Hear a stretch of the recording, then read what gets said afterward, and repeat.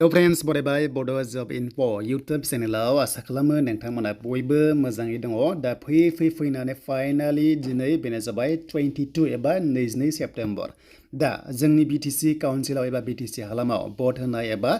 इलेक्सना जागायबाय दिनै भटार कार्ड एबा नोंथांमोना मा लांफानांगोन बेनि सायाव डिटेल्सखौ लाबोदों आरो टाइमिंआ एबा समा नोंथांमोना बबेसिम भटखौ होनो मोनगोन बेनि सायाव डिटेल्सखौ लाबोदों जाय नोंथांमोना नैबे चेनेलाव गोदानै फैदों साबस्क्राइब खालामना ला जाहाथे आपकामिं लेटेस्ट आपडेट आरो लोगोसे रिजाल्ट साननाय भिडिअ नोंथांमोना मोननो हागोन दा जियानो जा सरकारा सोरनि फैगोन फैया नोंथांमोना गावनि साननाय हनायखौ कमेन्ट सेक्सनाव नोंथांमोना लिरनो हागोन दा गोबाव खालामा जों थांनो अफिसियेल नटिसखौ नायनो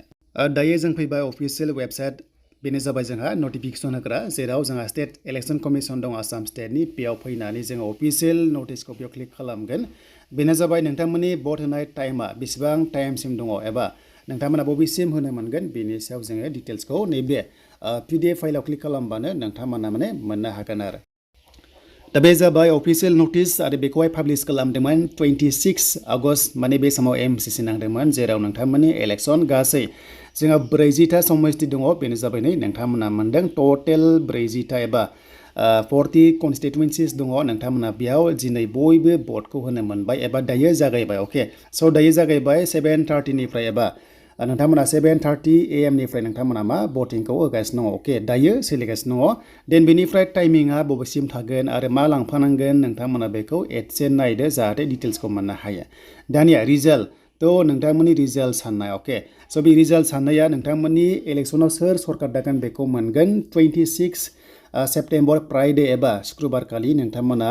26 सेप्तेम्बर जानाय लोगो लोगो बिनि रिजाल्टखौ मोनगोन जे BTC आव सोर सरकार दागोन बै समाव 26 सेप्तेम्बराव गासैबो रोखा जासिगोन जे सरकारा सोरनि फैगोन बियो नोंथांमोना कमेन्ट सेक्सनाव लिरनो दाबाव दानिया नोंथांमोननि भट होनाय स' भट होनाय हाबाफारिया जागायबाय 7:30 एबा 7:30 बाजिनिफ्राय थ' नोंथांमोना बेखौहाय होनो मोनबाय एक्चुअलि 7:30 AM फुंनि मर्निंनि एन्ड जोबगोन बेनो जाबाय 4 बाजियाव 4 PM आव बियो जोबगोन बेखायनो दानिफ्रायनो जुदि होआखैबा नोंथांमोना थांखादो लाइन जाना होदो भटखौहाय मोजां गोसो गोथारै होदो जेराव नोंथाङा जायखौ पार्टिखौ मोजां मोनो बेखौ नोंथांमोना भटखौ होनो हासिगोन दायो सोलिगासिनो दङ देन बेनिफ्राय नोंथांमोना आरोबाव भट साननाया 26 आव जों मोनथिदोंमोन बेनो जाबाय 8 बाजिनिफ्रायनो भटखौ साननाय जागोन बेनो जाबाय 26 सेप्तेम्बर फ्राइडे एबा शुक्रबारनिफ्राय 8 रिंगा जानाय लोगो लोगो भटखौ साननाय जागोन आरो बे जालांबाय थागोन जेसेबांनो ओंखारा रिजाल्टआ एसेबांनो सानलांबाय थागोन आरो दा बेखायनो बे 40 समस्तियाव 21 मोननांगोन मोनसे पार्टिया हारसिं सरकार दानोबा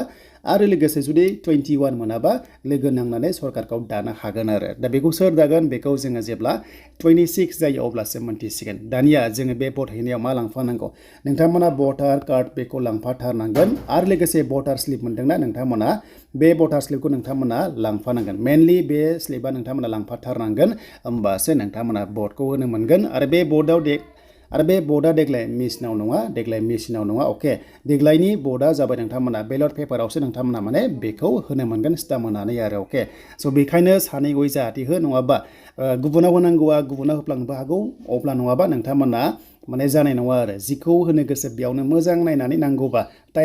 एसे टाइम लानानै मोजाङै भटखौहाय नोंथांमोना स्टाम्पखौ थुबानो जाबाय दा बेखिनि दा जिखुनु जाया बयनिसिमबो जिनिखि केन्डिडेट्स बयनिसिमबो अल द बेस्ट थाबाय बेस्ट उइसेस थाबाय जाहाथे नोंथांमोना मोजां भट मोनो आरो नोंथांमोना देरहासार जायो प्लास लोगोसे सरकारखौ दानो हायो दा बेनो नोंथांमोननि थाखाय डिटेल्स भिडिअ